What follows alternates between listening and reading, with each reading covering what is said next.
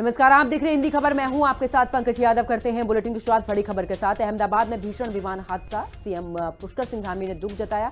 बैठक के दौरान शोक भी व्यक्त किया है और साथ ही श्रद्धांजलि अर्पित करते हुए 2 मिनट का मौन भी यहां पर रखा है। दुखद घटना से मन अत्यंत व्यथित है, पीड़ित परिवारों के प्रति गहरी संवेदनाएं, ये सब कुछ मुख्यमंत्री की तरफ से कहा गया। तो ऐसे में बैठक के दौरान शोक व्यक्त किया गया, श्रद्धांजलि अर्पित करते हुए 2 मिनट का मौन भी रखा गया है। दुखद घटना से मन अत्यंत व्यथित है।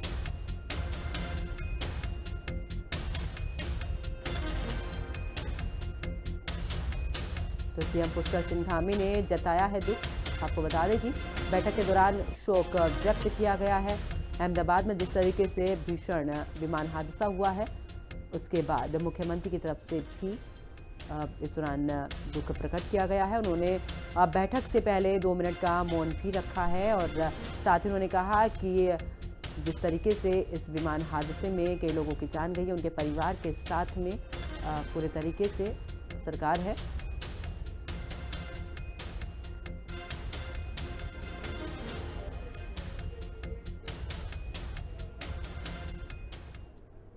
चलिए आगे बात करते हैं उत्तराखंड डिप्लोमा इंजीनियर्स महासंघ का महाधिवेशन, जहां पर महाधिवेशन में सीएम धामी ने शिरकत की है।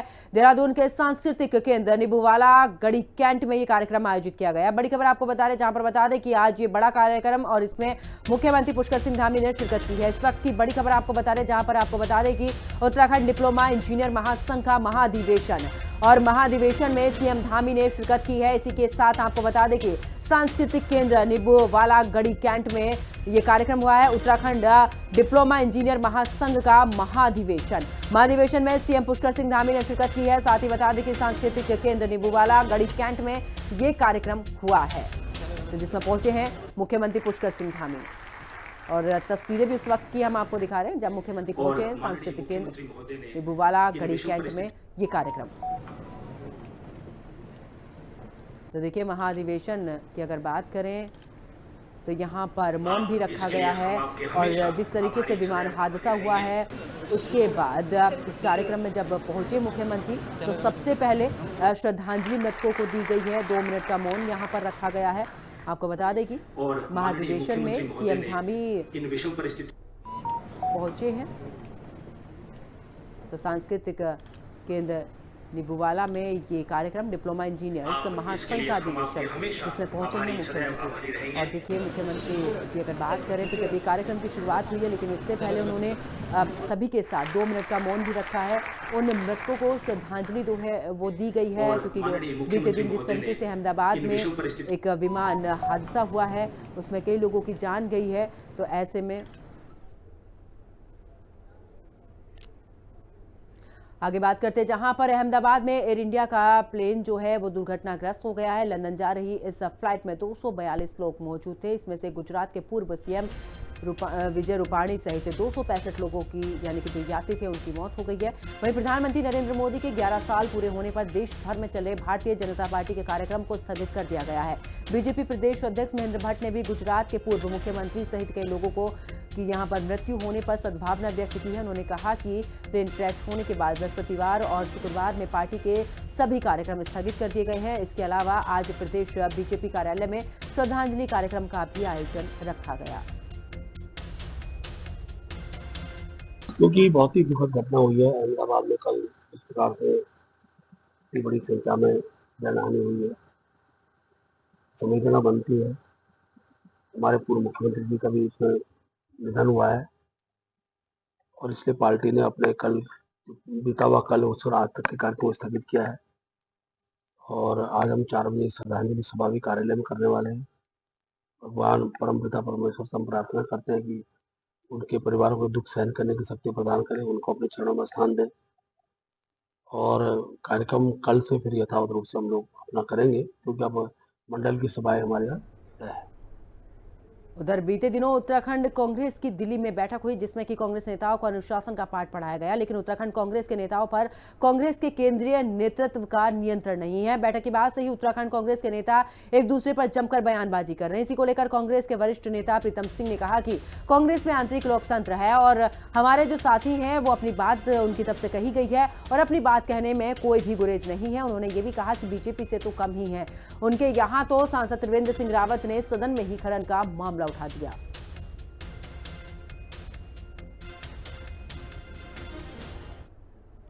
नहीं, देखिए, राष्ट्रीय नेतृत्व समय समय पर प्रदेश के जो कांग्रेस के साथी हैं उनको आमंत्रित करते हैं। प्रदेश के परिप्रेक्ष्य में वहां पर विचार विमर्श होता है, तदनुसार आगे जो है हमारा मार्ग भी प्रशस्त किया जाता है।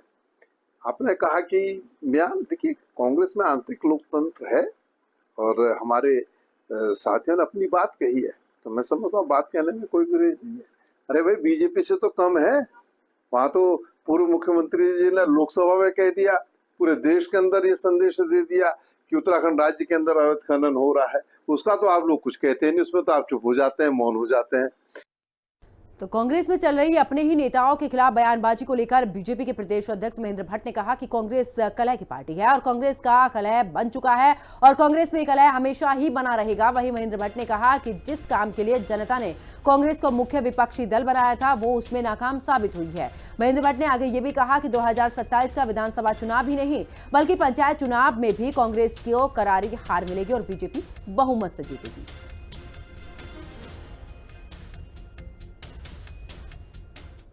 कांग्रेस कलह की पार्टी है।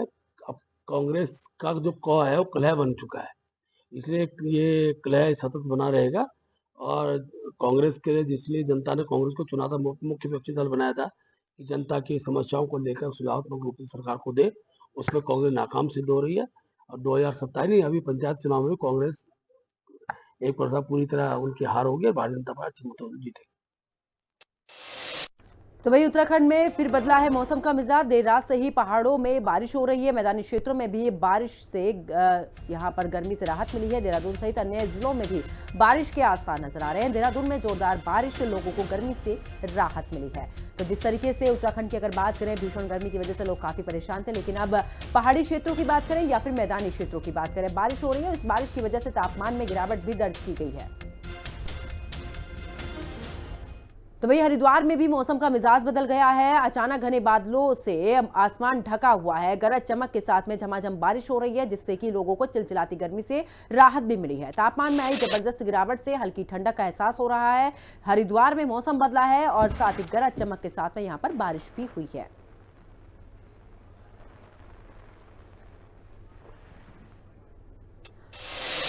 चलिए आगे बात करते हैं हरिद्वार की, जहां पर दूधाधारिया फ्लाईओवर पर बड़ा सड़क हादसा हुआ है। तेज रफ्तार कार ने टेम्पो को टक्कर मार दी है। वीडियो सोशल मीडिया पर वायरल हुआ है। टक्कर लगते ही टेम्पो पलटा है। अफरा तफरी यहां पर देखने को मिली है। हादसे के बाद कार सवार मौके से फरार हो गया है। वहीं कार ने टेम्पो को यहां पर टक्कर मार दी है और वीडियो सोशल मीडिया पर वायरल हो रहा है।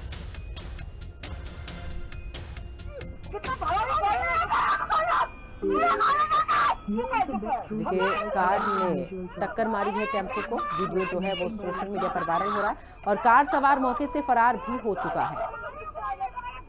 तो फ्लाईओवर का ये पूरा मामला, जहां पर तेज रफ्तार कार ने टेम्पो को टक्कर मार दी।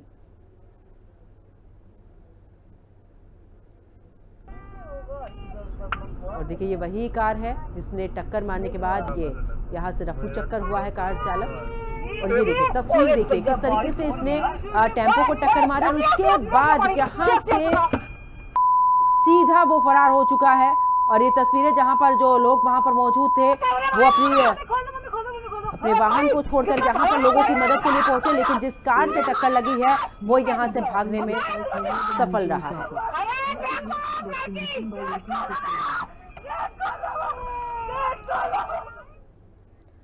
चलिए आगे बात करते हैं। चारधाम यात्रा के चलते बड़ी संख्या में श्रद्धालु उत्तराखंड पहुंच रहे हैं। ऐसे में देखा जा रहा है कि सड़कों पर लंबा जाम लगा रहता है, जिससे कि लोगों को काफी परेशानी का सामना भी करना पड़ता है। इसी को लेकर यातायात निदेशक NS का भी कहना है कि चारधाम यात्रा और बच्चों की छुट्टियों के चलते बड़ी संख्या में श्रद्धालु उत्तराखंड का रुख कर रहे हैं। ऐसे में देखा यह भी गया है कि पिछला वीकेंड सबसे दबाव वाला रहा है।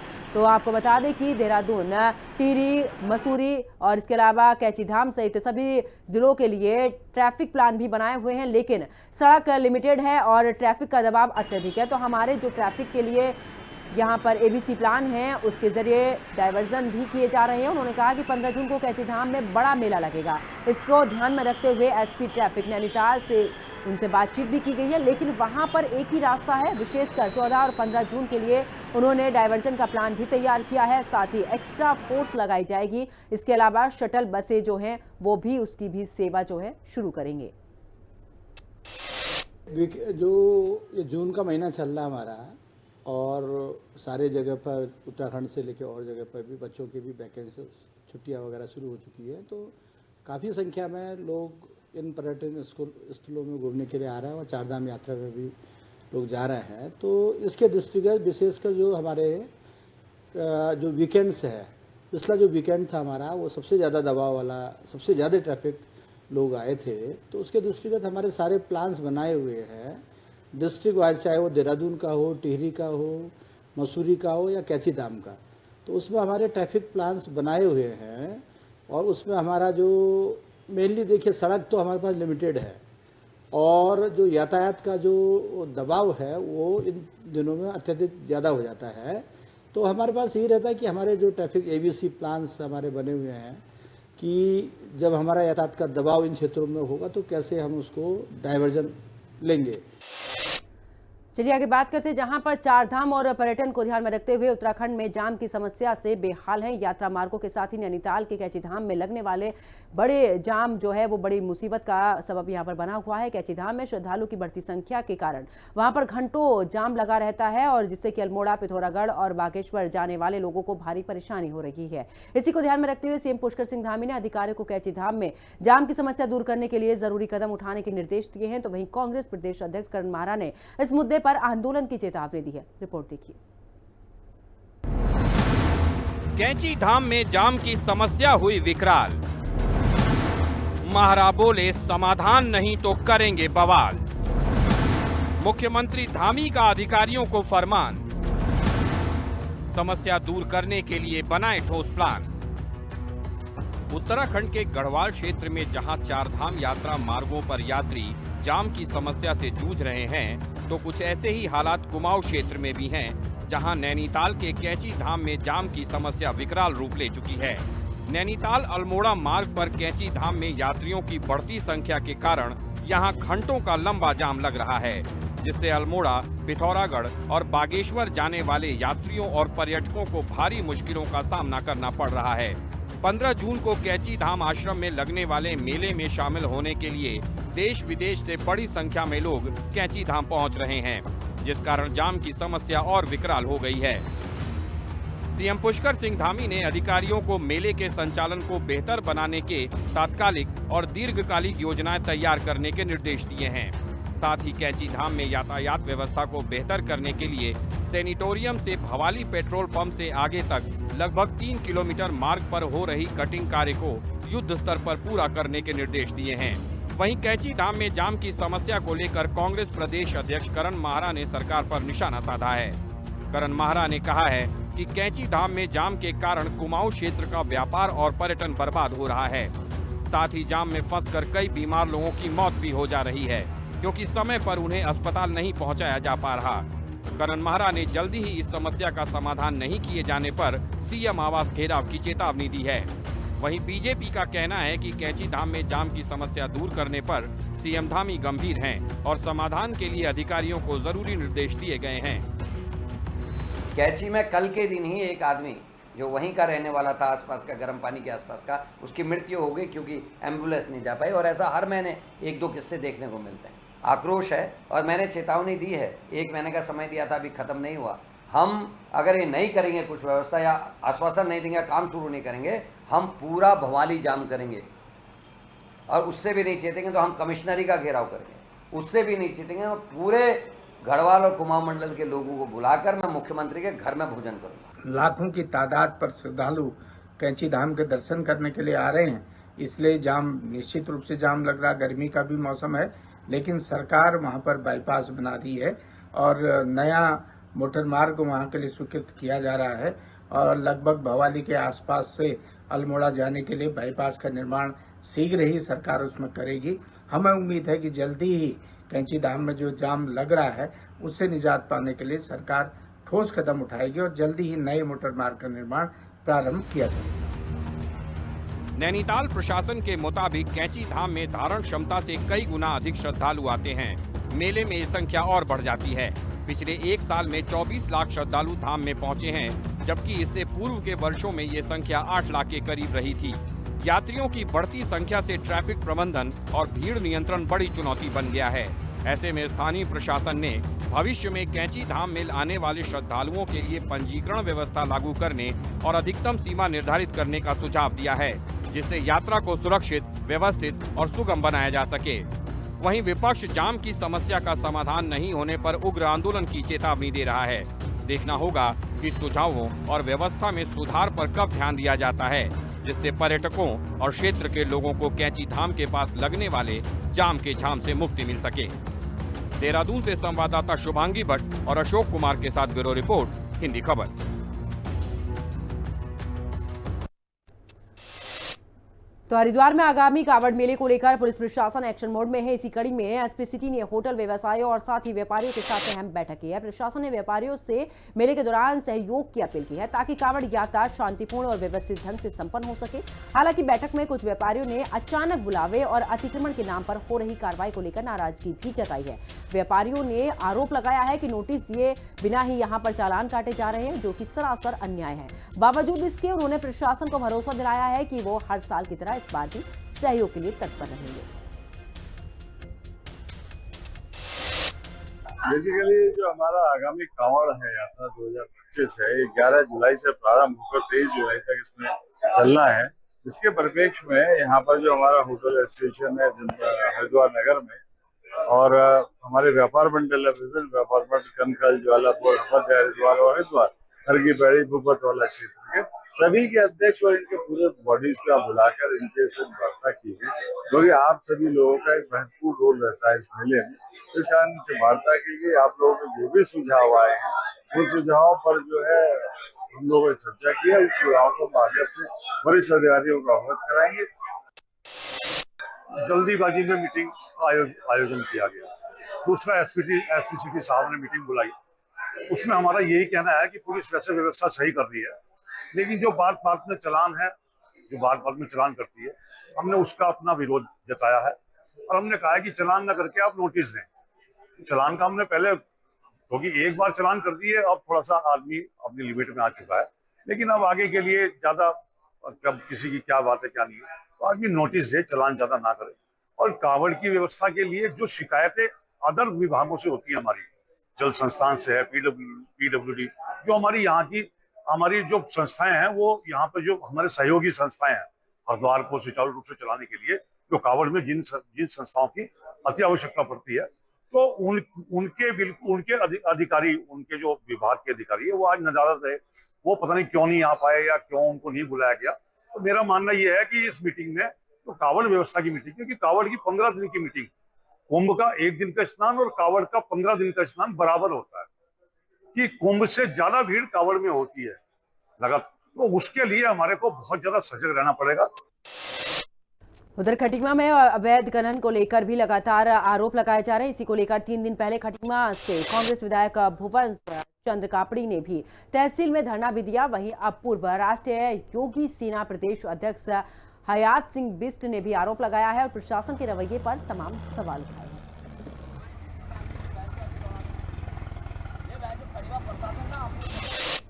हमारी खड़ीमा की प्रशासन की कमी है। आता है 20 ट्राली का या 10 ट्राली का परमिशन आता है, दौड़ाते हैं 100 ट्राली, पूरा घर की अटकी तैसी करके रखी, पुताई कर रहे हैं, पूरा इन लोगों ने पूरा हमारी घर की रोडें खराब कर दी है। मान लो कोई किसको डर है, इन लोगों का प्रशासन का डर है, कोई डर नहीं है।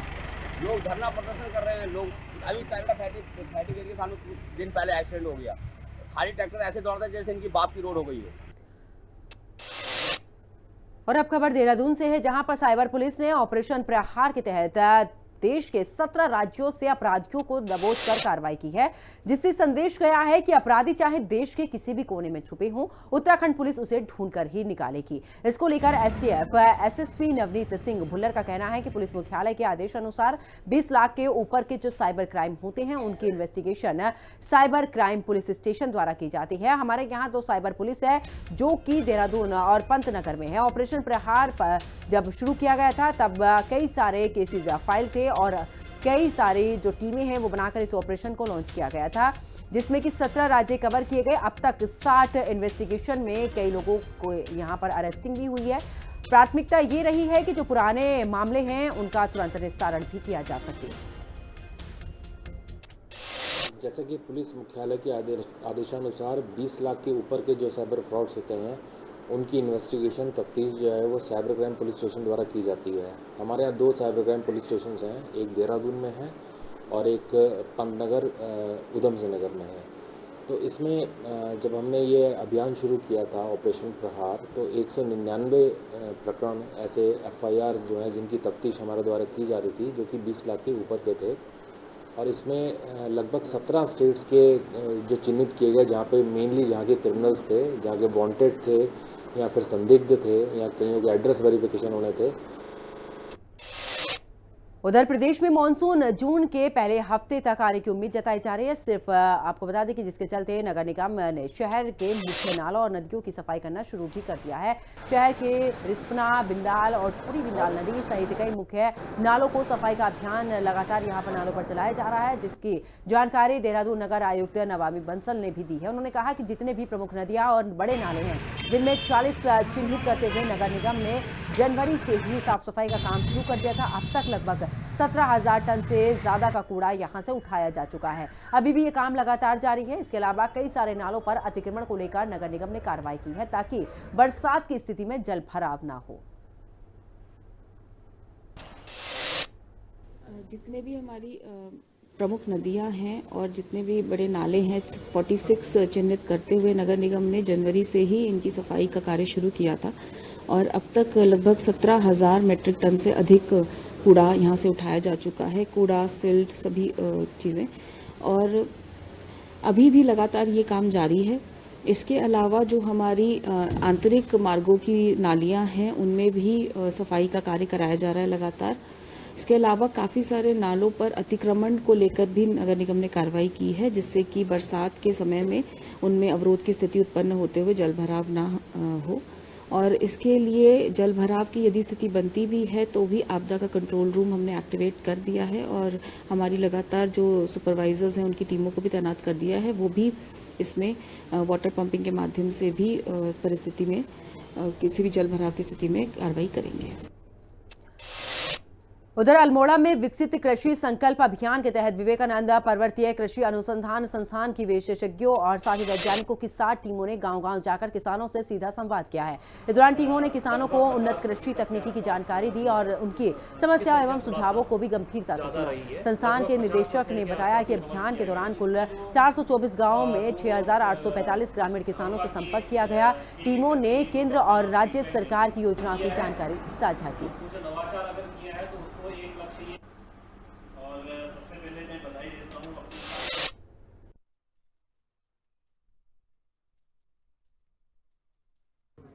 424 विलेज कवर हुए हैं और जो किसान कवर हुए हैं वो 6,845 और टोटल 111 विजिट हुई हैं।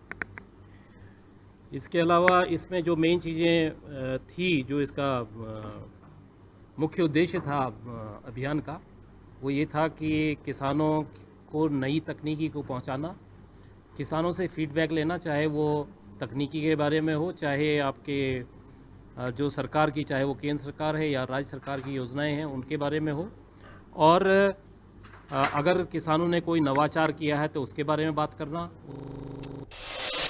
उधर देहरादून का नगर निगम हाउस टैक्स न देने वाले लोगों के खिलाफ एक बार फिर से कार्रवाई करने की तैयारी में है। वहीं इस विषय पर बात करते हुए नगर निगम के उप नगर आयुक्त गोपाल राम विनवाल ने कहा है कि जो लोग टैक्स नहीं दे रहे हैं उनके खिलाफ नगर निगम द्वारा कड़ी कार्रवाई की जाएगी। वहीं अगर अभी तक की बात करें तो विगत वर्ष में भी 60 करोड़ का हाउस टैक्स नगर निगम के द्वारा वसूला जा चुका है। वर्तमान में नगर निगम के द्वारा 100 करोड़ का लक्ष्य रखा गया है। 100 से ज्यादा कमर्शियल प्रॉपर्टी को भी चुना गया है और उनके खिलाफ नगर निगम जल्द ही कार्रवाई करेगा।